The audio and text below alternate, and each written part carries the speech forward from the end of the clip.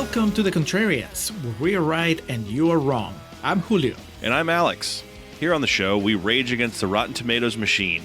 For the first half of each episode, Contrarians Corner, we trash the fresh red tomatoes and praise the rotten green splotches, making our case any way we can. The aptly titled Real Talk serves as the second half of each episode. This is where we discuss our true feelings on the movie we're covering. For more information on our podcast and to browse past episodes, you can head over to our website, wearethecontrarians.com. From there, you can also access our Patreon and merchandise, because capitalism. If you enjoy our attempts at comedic film discussions, we encourage you to subscribe and leave us a review on whatever podcatcher you use. If you'd like to reach out to us directly, that's what social media is for. You can find us on most platforms as @ContrarianPrime. You can also see what we look like if you go to youtube.com/@ContrarianPrime, and you can contact us by email at wearethecontrarians@gmail.com. I think that covers it. Then it's time for the podcast.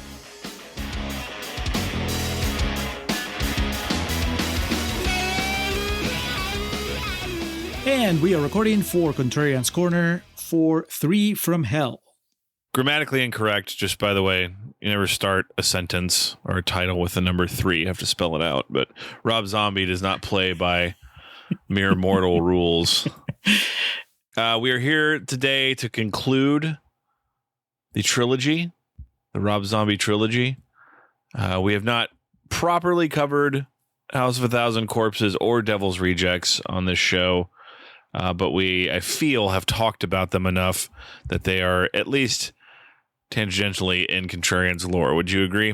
I agree. I mean, we gave him a good once over. I mean, I think when we did our Rob Zombie extravaganza back in, year 1, year 2, we did both Contrarians Corner and Real Talk for both of those movies. Plus, what's the one that you love now? Salem's Lot. Not Salem's Lot. Lords of Salem. Salem's Lot, Lords of Salem, yeah. Yes. That's right, man. Yeah, I forgot we were kind of still just throwing shit at the wall and seeing what to do. Yeah, we did like a conglomeration Contrarians Corner. And then we thought we were done with Rob Zombie for good. Nah, never. That was Rob Zombie pre-Monsters. This is Rob Zombie pre-Monsters. This is before he enters his family man phase, right? And yeah, I mean, spoiler alert, a lot of the faces you see here will show back up in the Monsters because that's how he does business. But yeah, here today, answering the call. Grateful that we're doing this because it means when we did Livestream with the Cure last year, we hit one of our benchmarks, one of our goals that we were aiming for, and that comes in the form of 3 from Hell. This was my punishment. Your punishment. And this may work out differently than West Side Story did.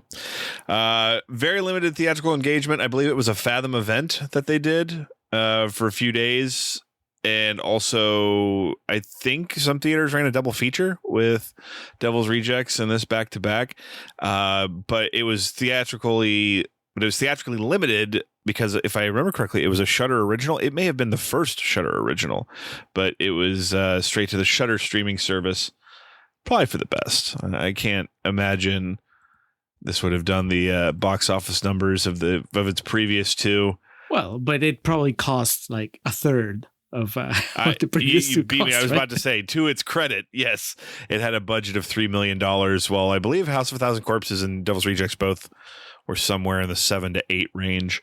Because of its limited engagement theatrically, its box office was $2.2 million. But for a movie that was in theaters for 3 days, it's pretty impressive, Julio. Hey, all the zombie heads came out to play. They knew that they only had a very, very limited window to watch this on the big screen. So I get it. He is, we joke constantly about Rob Zombie and his movies and his Halloween, and his other movies are not Halloween. But each of those movies has a fan base that is far more rabid about it than you or I. So I get it. I get that part. Some of his movies I may not get. And your love for Lords of Salem, I definitely don't get. But Lords of Salem is a fantastic film. So I've heard. But not from... If it wasn't so long ago, I would just go back and pull some snippets from our really old Rob Zombie episode where you are trashing Lords of Salem. It certainly was a movie I was wrong about, and it took a revisiting. Yeah, I was at a line saying this was the first Shudder exclusive because Shudder was founded several years before this movie came out. But I remember what I was saying in my mind was it was the first time I had heard about Shudder because this was one of those movies that got released on home video like right after the theatrical engagement, and then the streaming service that picked it up and labeled it exclusive was Shudder. So I remember this movie is how I heard about that. It was the first time Shudder mattered. That's what you're saying. Exactly. But going back to a different time, pre-COVID, man, we were creeping up on it too. September 16th of 2019 was when this got its limited theatrical release. It is once again written and directed by Rob Zombie. It is Three from Hell. We'll get to the plot here in just a moment. Over on the old Rotten Tomatoes, Three from Hell currently stands at 58%, which, Julio, I am here to tell you it is the highest rated in the trilogy. Wow. Based on, yes, based on 36 reviews. It has a nasty green splotch. We'll just go in descending order here. Devil's Rejects, to be fair, comprised of about 5 times as many reviews at 140. Rob Zombie gaming the system. 54%, so a little bit below with, an increased amount that they're pulling from there. And then House of a Thousand Corpses at a lowly 21% based on 86 reviews.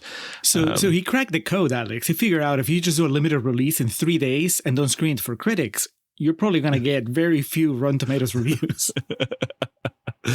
I guess the most interesting takeaway from that is the audience score for House of a Thousand Corpses, 65%, for Devil's Rejects, 78%, and for Three from Hell, 55%. So the critical and audience, at least from the appearance of Rotten Tomatoes, are most in line with Three from Hell. Now, 58%.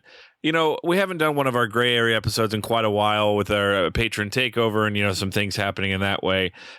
I am not worried that the gray area episode will never return, but for the purposes of what we're doing here this evening, this is a rotten film, so we'll be treating it as such. I thought you were about to spring it on me, Alex. I thought you were going to say, I am ready to trash this movie and you can defend it. Or vice versa. No, Real Talk's going to come here quickly enough, but I don't know if Rob Zombie himself could defend the first hour of this movie. 58%, it's rotten. We're going to be treating it as such. Julio, which quotes did you pull for us? Chances for survival are less than 1,000,000 to 1. Alex, before we jump into the quotes, I think it's the right time to mention that, yes, this is us paying back our debt from Livestream for the Cure. And Livestream for the Cure is coming up really soon. I mean, as this drops, will be probably less than a month away. Our slot is on May 17th. The time's still to be determined. It'll probably be in the afternoon Central Time, like it usually is. So mark your calendars, May 17th. Just be ready to have some fun with us. We haven't even decided what we're doing for our segment, but you know it works. It's always a lot of fun. So just block at least a couple hours so that we can have fun Contrarian style on a live stream. It's one of the rare times where you get to just see us unedited. No movie magic there. Everything is live, for better or for worse. And now, expect another plug in Real Talk. But now, let's go to the quotes. We're going to start with John Squires from Bloody Disgusting, who says, at 2 hours long, it's a bloated, ugly experience, doing a disservice to great characters and to Zombie's greatest achievement as a filmmaker. Yeah, there's some truth in that. I don't know about great characters, but I'm obviously a huge Devil's Rejects fan. Let's talk about another trilogy where we've covered the final chapter, The Hangover. Right? Yes. Imagine this quote is about The Hangover 3. At 2 hours long, it's a bloated, ugly experience doing a disservice to great characters and to Phillips's greatest achievement as a filmmaker. It's also just funny, Rob Zombie at this point, he has a catalog to reference, but it still just tickles me when people refer to him as a filmmaker. But it's because of the balls he has in making stuff like this. He's just like, fuck you, I'm going to make exactly what I want. In a way, that's the only way that you can be a filmmaker. Other than that, you're just like a corporate stooge. He's not. Who is it? It's fucking Rob Zombie and Martin Scorsese, the only true filmmakers left, He's still shooting in 35mm, Alex. Oh, God.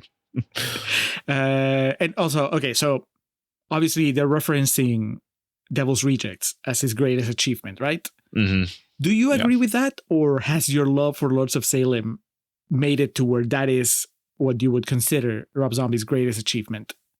So this kind of is going to kill some of the Contrarians Corner allure here, but I mean, you don't have to if you want to be. Well, the thing about Lords of Salem is that I really have come to enjoy Sheri Moon's performance in that, and I think that is kind of a tip of the cap to the old RZ that he's able to get that out of her, because there's much to discuss about the baby character and both parts of this episode that we're going to put together. But I think financially, certainly Devil's Rejects is his achievement, and I genuinely feel that it's the movie that people that have taken the time to watch multiple Rob Zombie movies will tell you, like, yeah, it's the most coherent, and that's even if the friend of the podcast like Reed he'll always like backhand compliment it of like, yeah, it's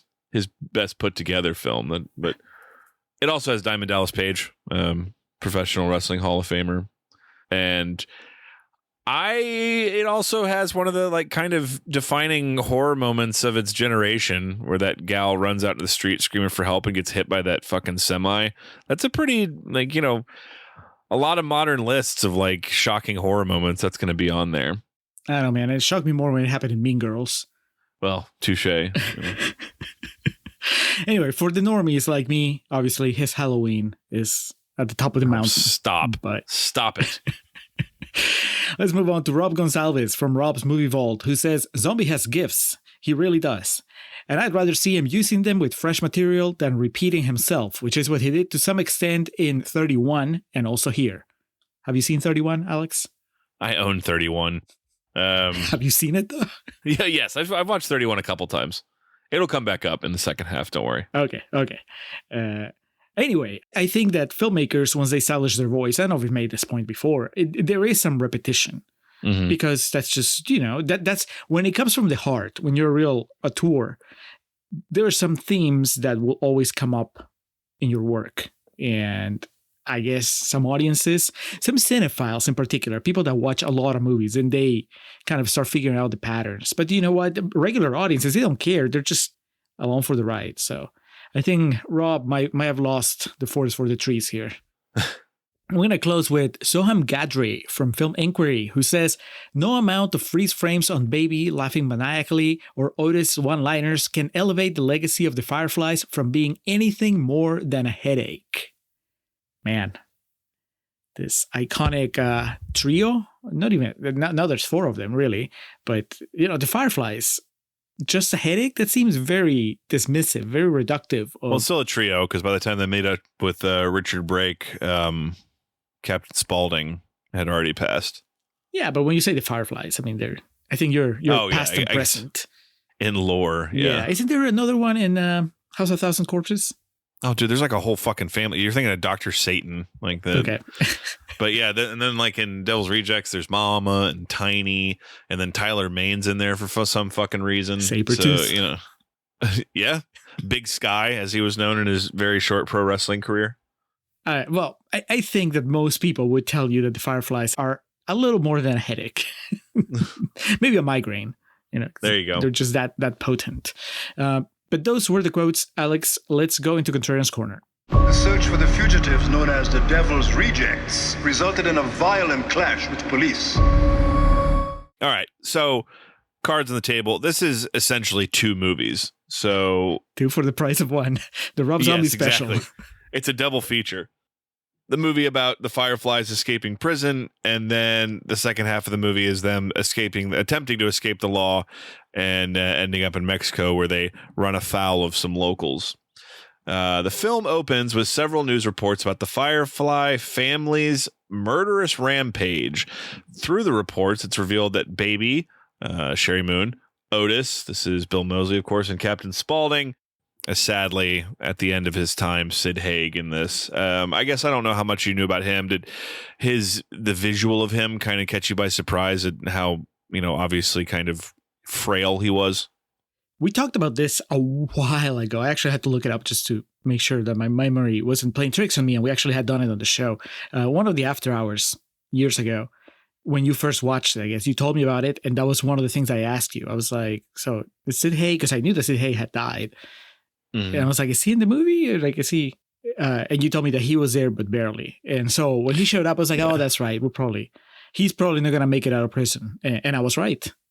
I'm glad that he gets kind of like his Oscar scene here. Oh, yeah, definitely. And a really cool little metaphor, parable that he tells this hippie reporter that comes in. But yeah, he was already looking kind of worn in Bone Tomahawk, and then he had several things that came out posthumously, but this was the last thing that came out during his lifetime, and I think it was literally like a week after this movie came out that he passed away. So R.I.P. Sid Haig, a real one. But for the purposes of Captain Spaulding here, yeah, he and his two children miraculously survived the shootout with the police. That if you've seen Devil's Rejects, you're like, what the fuck?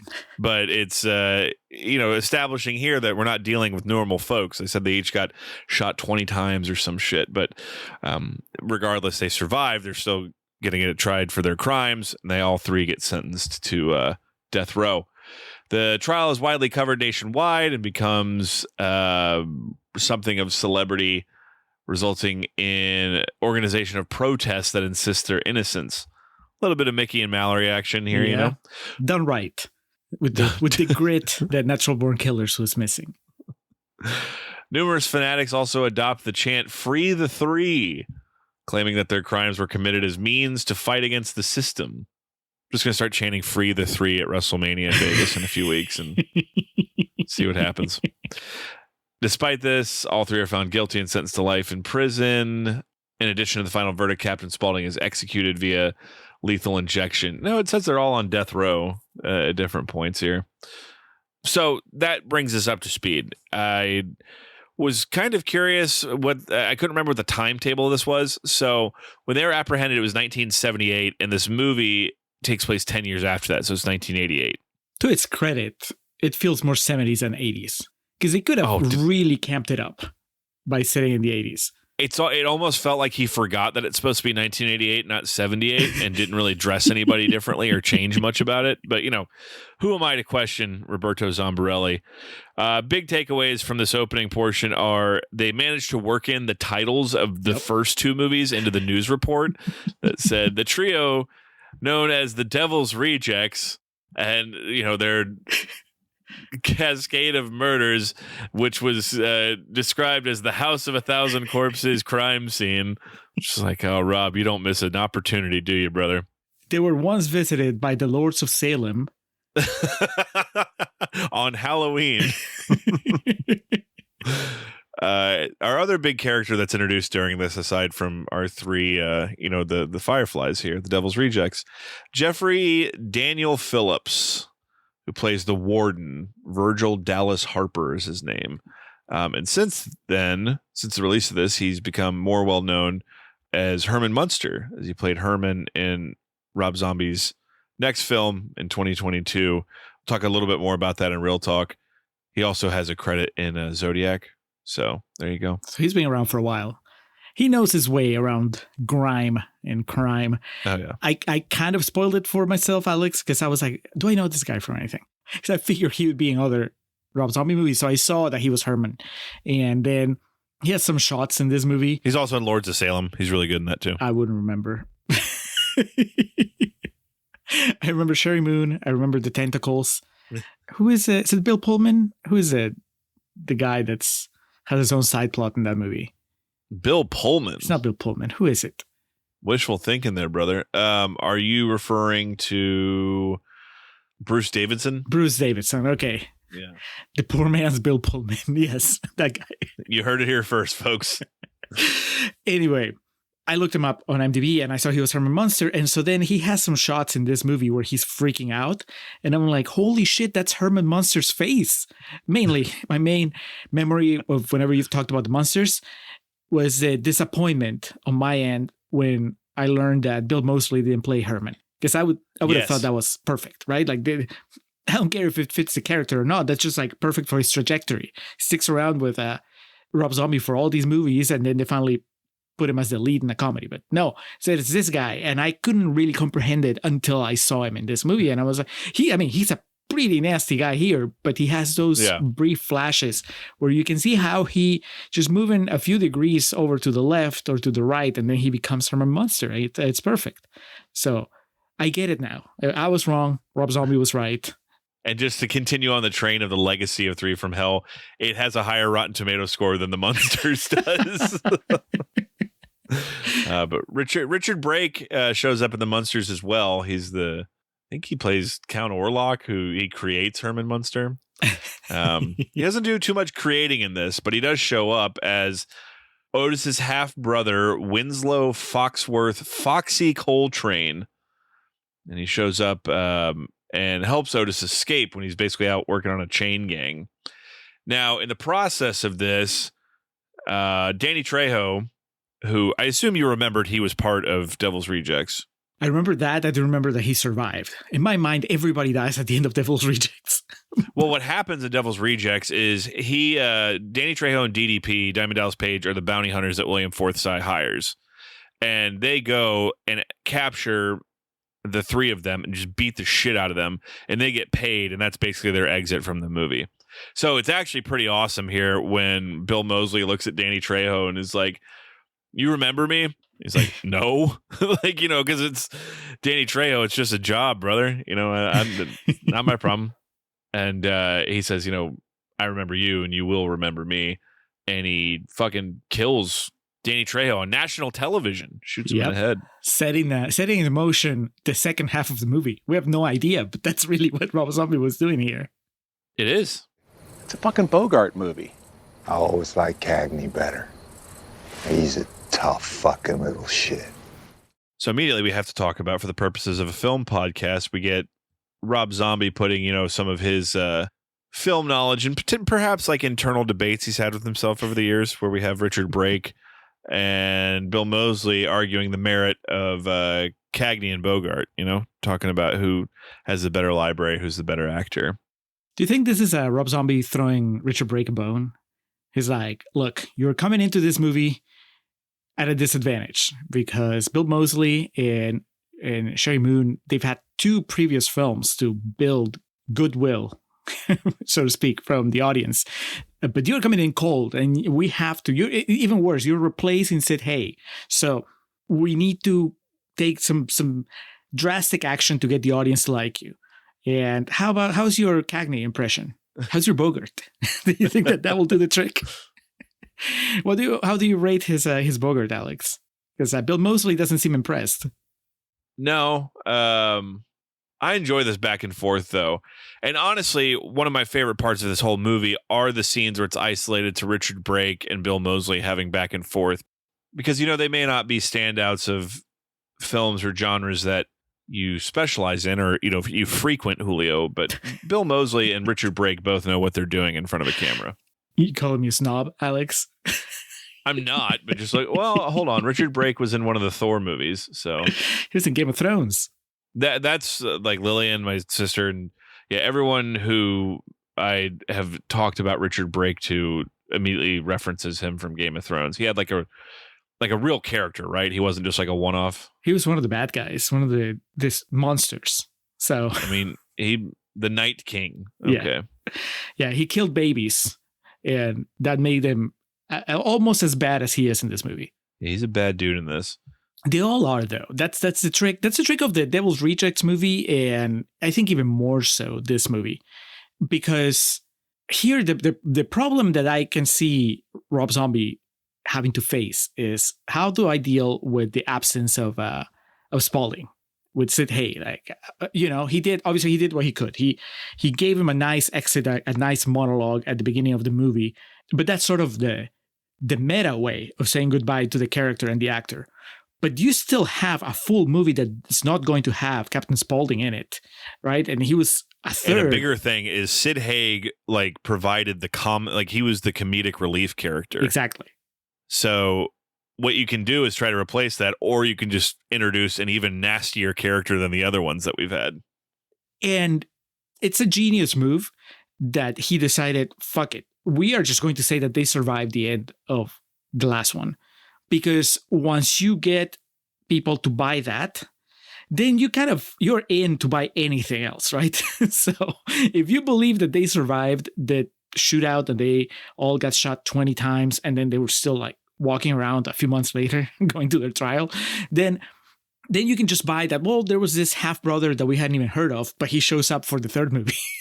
Yeah, I'll take it. You just buy every single thing that Rob Zombie gives you after, as long as he remains true to the spirit of Devil's Rejects and House of a Thousand Corpses, which I think he does. Yeah, and I mean, they're rednecks after all. Of course they're going to have half siblings they never heard of.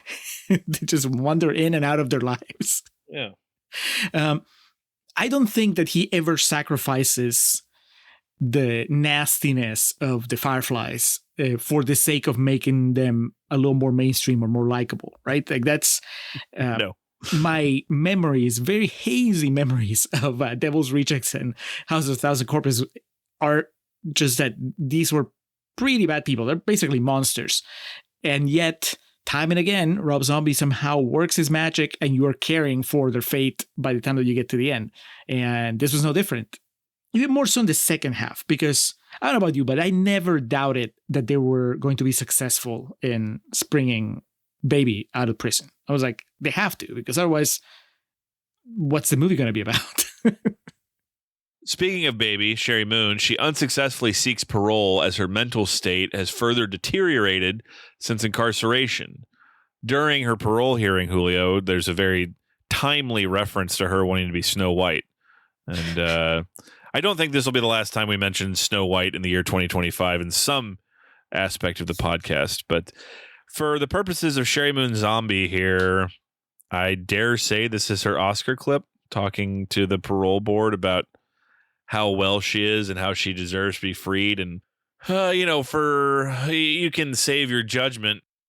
You can judge in one hand and shit in the other and see which one fills up first. But Sheri Moon, I think her hubby, Rob, just told her, girl, do whatever you want in this movie. I trust you. Exactly. All these movies later, you're ready. No training wheels. I love the idea that some cinephile is slowly building up a montage, a collection of these parole hearings from different movies.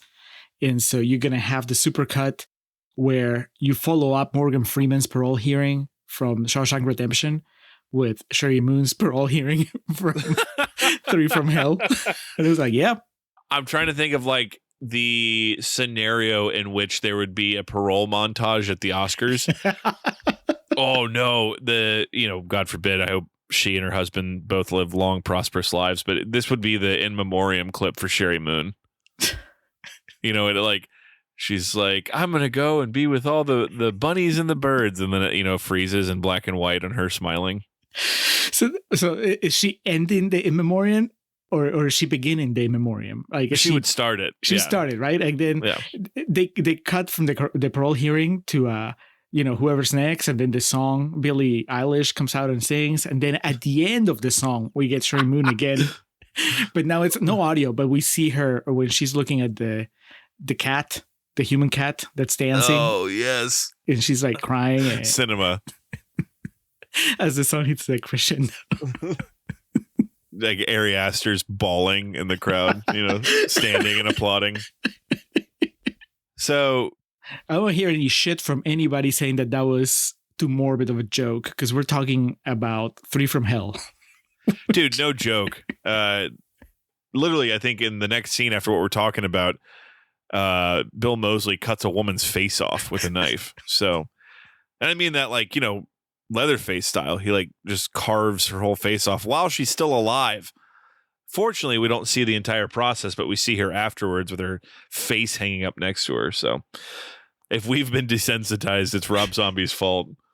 Well, there's a lot of off-screen violence, actually, that surprised me. I was like, man, maybe he is maturing as a filmmaker, because we don't see most of the face cutting, right? Like you said, we see the end result, and she's freaking out. And then I think a couple scenes later, when Sheri Moon gets attacked in prison, we don't really get to see what happens. And I know part of it is because the outcome has to be a surprise, but even so, right? The old Rob Zombie would have given you a lot more explicit violence in this moment. I mean, later on, by the time we get to the end of the movie, he's back to his old tricks because he knows that's what people are paying for. But considering that this was set in a prison, I kind of applaud the restraint from somebody like Rob Zombie, who could have gone nuts here with just the standard for prison movies is just violence wall to wall and abuse and so on. I mean, dude, we already mentioned Natural Born Killers, but like the whole second half of that movie is a prison riot. Yeah. Man, Tommy Lee Jones here running this prison. If he had been the warden.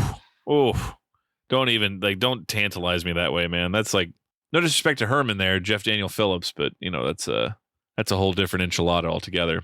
And then Tommy Lee Jones goes on to play Herman in The Monsters. Live on network TV! Jesus, Harold Christ on a fucking rubber clutch, is this happening to me? Once free, Otis and Foxy begin planning to free Baby from prison. To accomplish this, they kidnap the family and friends of the prison warden, Virgil Dallas Harper. Otis and Foxy demand that Harper help Baby sneak out of prison, where they will murder everyone they hold hostage. Harper follows their commands and sneaks Baby out of prison by disguising her as a guard. This followed a sequence that Julio kind of referenced there of one of the guards sets up this scenario where two of these bad inmates are going to kill Baby, but she tackles the odds and comes out the victor and kills both of them in the process. So we learn that she's not to be trifled with, because in House of a Thousand Corpses and Devil's Rejects, she's not really the person killing people, but in this, she's arguably the most violent. Did you recognize the guard that set her up, her nemesis? No, I didn't either. But then I saw the name on the credits. And I was like, what? Who did she play? And then I saw it was the guard. It's Dee Wallace, who most people know as Elliot's mom in E.T. So, from Spielberg to Zombie in the span of 40 years. I did not recognize her, but she's been in several of Rob Zombie's films, so that makes sense. Rob Zombie, a big E.T. fan? Oh, she played Laurie's mom in his Halloween movie. What was her name? She's a threefer. Scout Taylor Compton. Right. She played the mom character in that, yeah. More dignified role.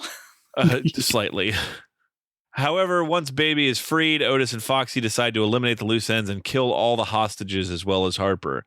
Not mentioned here in the synopsis is Clint Howard shows up at one point. It's not really explained why. Because it's Clint Howard.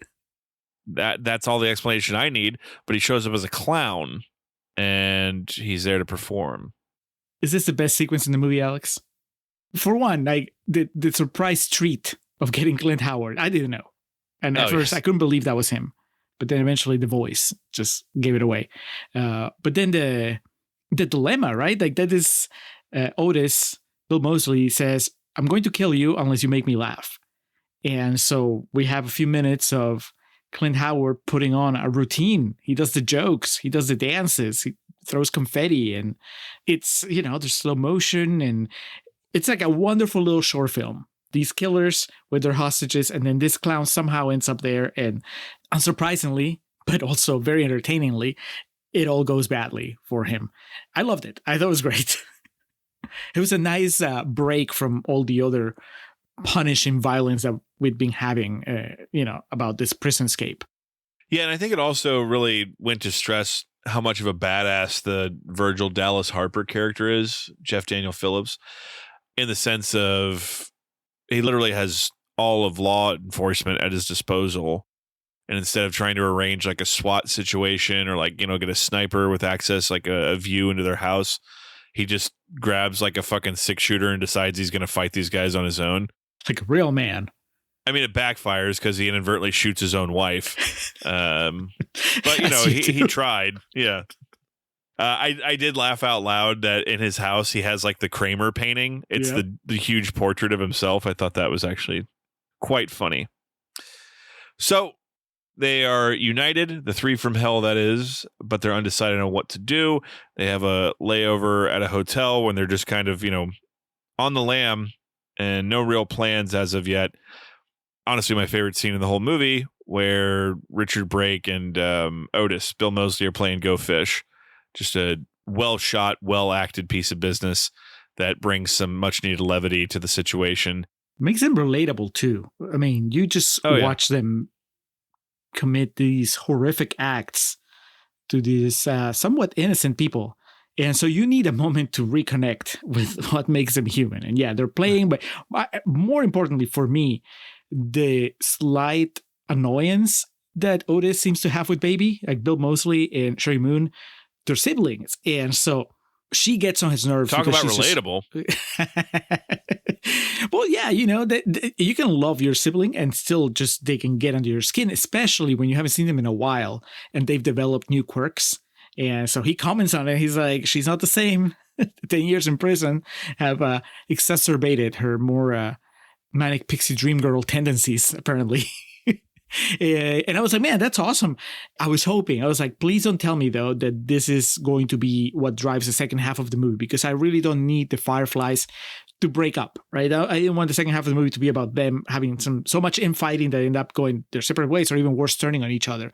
It doesn't get to that point. Instead, they keep it just to where it's interesting because it adds this dynamic of, yeah, they're a family and they're bad people that have a common goal, but there is some friction, right? And just the fact that Otis knows that he has to put up with what she does and kind of try to rein her in. I mean, and with Richard Brake as a third wheel, right? I think it's a very interesting way of exploring what happens when Captain Spaulding is not there anymore. Yeah, and they even start like fantasy booking the rest of their lives and founding like a porn company. And Richard Brake's already got an idea for their first feature film. It's called The Salami Man. You know, entrepreneurial spirit there.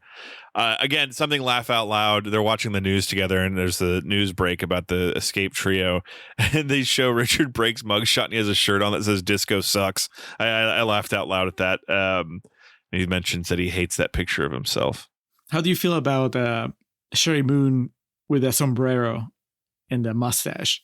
Well, that's what I was going to say. They have all these plans, but as plans will go awry. And Sheri Moon, Baby, is the fucking wild card in this movie, and just haphazardly, you know, just kind of because she's bored, kills some dude and steals his sombrero because it's Halloween. God, he is working in all the titles of his movies here. It's Halloween. She comes back in after killing this dude, and she has like a calling card now. When she kills people, she carves a word into their forehead and then leaves like a notice. You know, she has the fucking calling card that she leaves behind. Anyway, she walks back into the room because she steals this guy's costume. I think she's got a poncho, a sombrero, and then, of course, the very comically large mustache. And this spawns the idea that they should flee to Mexico. There's a fade to black, and then end of Act 1. Yeah, end of the first movie. You know, change the reel over. Intermission. You beat me to it. It's just like, you know, a fucking lobby card of the three of them, like an outtake of them all laughing comes up on the screen, and it's like intermission. Because it does fade in from black, and they're in Mexico. It's Dias de la Muertes, and it's not given a town, but it's obviously a party town. And the guy who kind of runs shop there is the bellhop from Ferris Bueller's Day Off. I didn't even remember what his name is in this movie, but that's how recognizable or how related that dude's face is to that movie. He gets a lot more screen time here. He definitely does. He has a full fucking character. Richard Edson is the guy's name. Yes, he's from Ferris Bueller, but he's done a hell of a lot of other stuff. And in this case, plays the character of Carlos, who tips off Rondo's son. Aquarius is the name of his son, by the way. I'm Carlos. I'm king of Durango. I'm the councilman, alderman, the fireman, the policeman, and sometimes when necessary, I am the Undertaker. They hole up in the town's lone hotel. They briefly worry about being recognized, but dismiss these concerns, unaware that the hotel's owner has in fact recognized them and alerted Rondo's son. So this is Danny Trejo's son that is tipped off to the situation. And, you know, obviously already had like a gang. And the way he talks to the hotel owner, they've done a lot of business dealings before.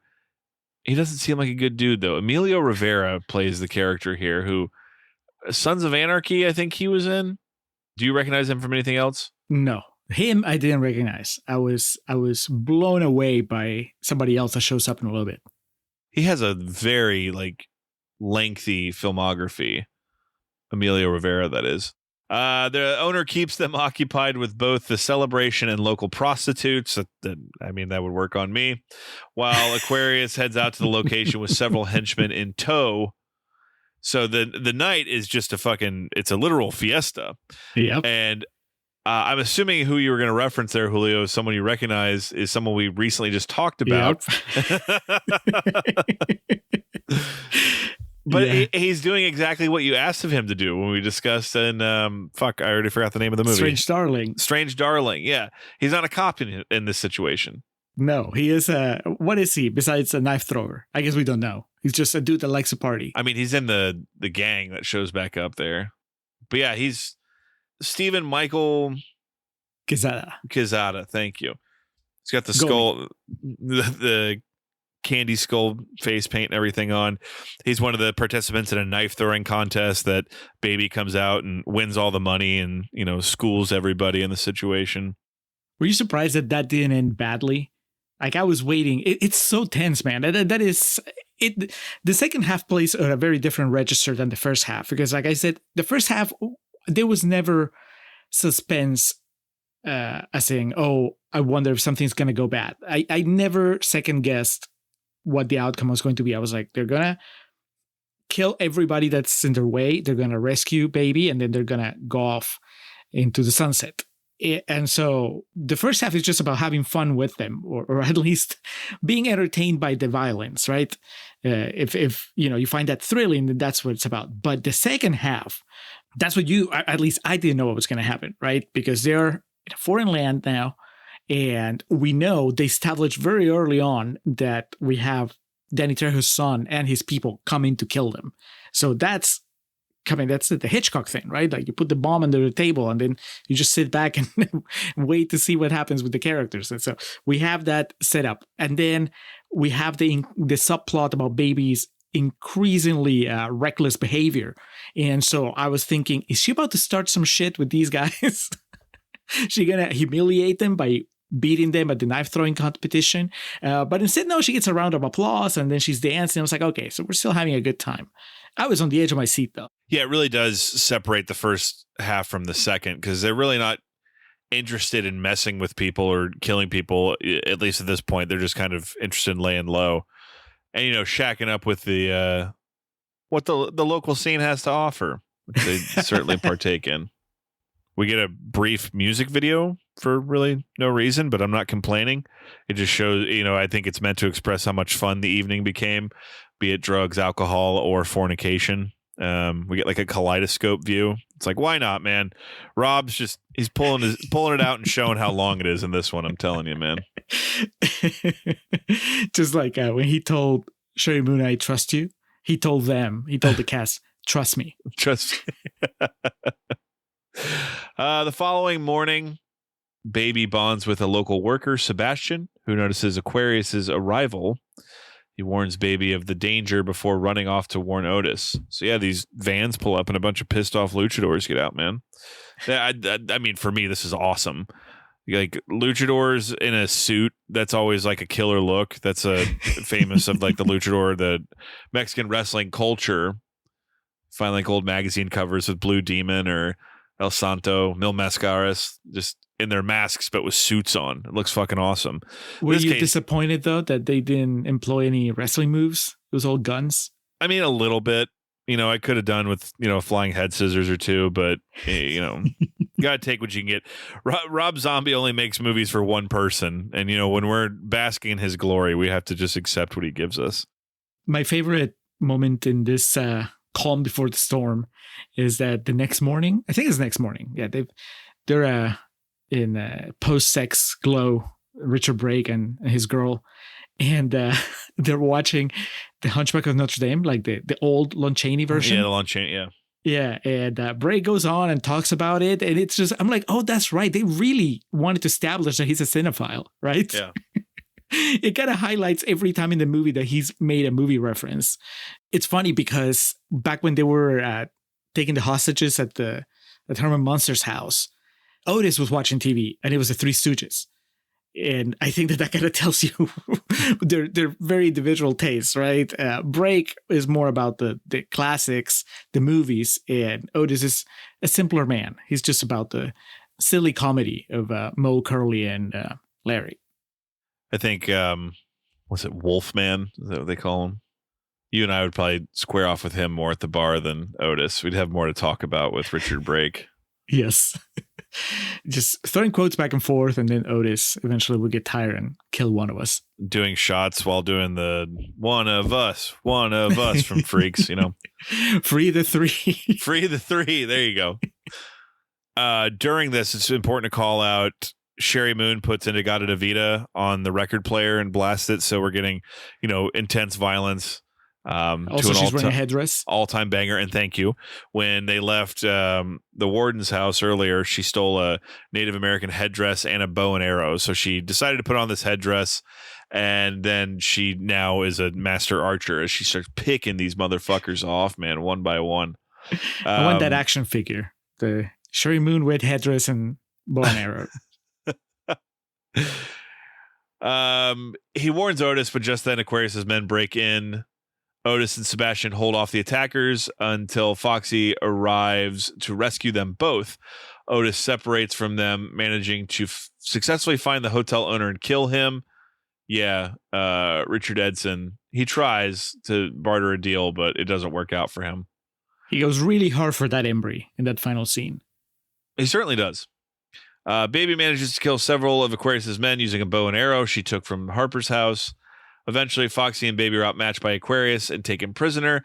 During this time, Aquarius tells Sebastian that he is not worth the bullet and leaves him for dead. Idiotic mistake, man. Aquarius and his remaining goons use Baby and Foxy to draw Otis out into the open. Otis appears and squares off against one of Aquarius's men in a machete fight. I mean, there's really no draw in that situation, so that's a definitive way to end it. Were you disappointed or relieved that Duel of the Fates didn't start playing?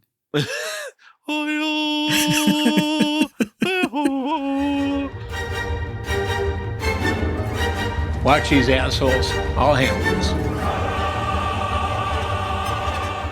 Somebody please, internet, provide us with the Duel of the Fates cut of this machete fight. Because it goes on for a while.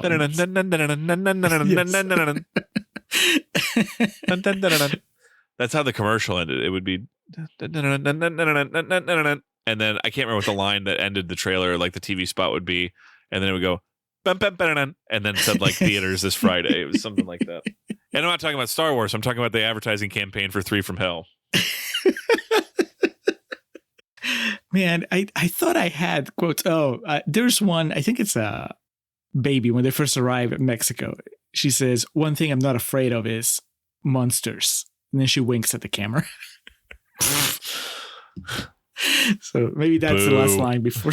Dude, she said it. It's there. Rewatch it. It's there. I'm not making it up. There's one thing I ain't afraid of. It's monsters. I was too taken by her smelling her armpits and saying, "This girl needs a shower." And then there is that moment of legit sibling relationship because she smells, presumably how smelly she is, and she runs to Otis. She's like, smell me, and he's, get the fuck away from me. Meanwhile, Richard Brake is like, can we go find some hooers? Yeah. Are there any bits that I can take part of? Or can we wrap this up? I'm tired of all this fake plaque in my teeth. I can't even fucking move my gums. So this is another genius move from master filmmaker Rob Zombie here, is that he gets us to care for the little people, for the innocents in this Mexican town. So that allows him to hurt us without killing the Fireflies, right? Because the big action climax starts even before the machete fight. The investment comes in, at least for me, hoping that all these people that were partying with them, especially once it became clear they were not part of the plot, because at first I thought that everybody knew what was happening. And then as the third act started unfolding, I realized that, oh no, the Ferris Bueller guy is the only one that knew that these assassins were coming to town. And so it catches everybody else by surprise. And then the girls, the guy Sebastian, anybody that happened to just be having a good time with Otis Baby and Richard Brake, they end up getting slaughtered. And that's the part that sucks. And you don't get to... you wouldn't get that feeling if you didn't care for these people. So it was cool. That's why the music video is there and the extended party, because you get to see them as fun people. And then it sucks when they get mowed down with machine guns. And then now, then you get to the machete duel and the final shootout. And well, I was rooting for the Fireflies. Once again, Rob Zombie got me. I surprised myself by being firmly on the side of the people who have been murdering and torturing innocents all along. And one of these people that, he literally said wasn't worth the bullet comes in to save the day. Sebastian, the hand from the hotel, comes in while all this machete fighting business is going on and frees both Baby and Foxy. This enrages Aquarius, distracting his man in the knife fight and allowing Otis to gain the upper hand. So sadly, Sebastian gets gunned down because he realizes what he's doing. But for the sake of Aquarius and his whole gang, too little, too late. Because the big boy here in the machete fight gets absolutely fucking gutted by Otis. And then Otis, Baby, and Foxy overpower Aquarius. And they put him in one of the coffins that was meant for one of them, cover him in gasoline, set it on fire. Here in our summation, the film ends with the trio immolating Aquarius before walking off into the Mexican town and driving away on the same highway from the beginning. They don't mention that the doggy from the town goes with them. And I was like, oh, Bobby Zombie over here getting me to get sentimental about the killers. Thankfully, there was this in like Devil's Rejects where halfway through their drive, they get stopped by a barricade. Law enforcement and gunned down, and then the dog has to jump out of the car. The best part of the climax, Alex, is when Richard Brake is freed and pulls a gun and shoots somebody. He quotes The Hunchback of Notre Dame.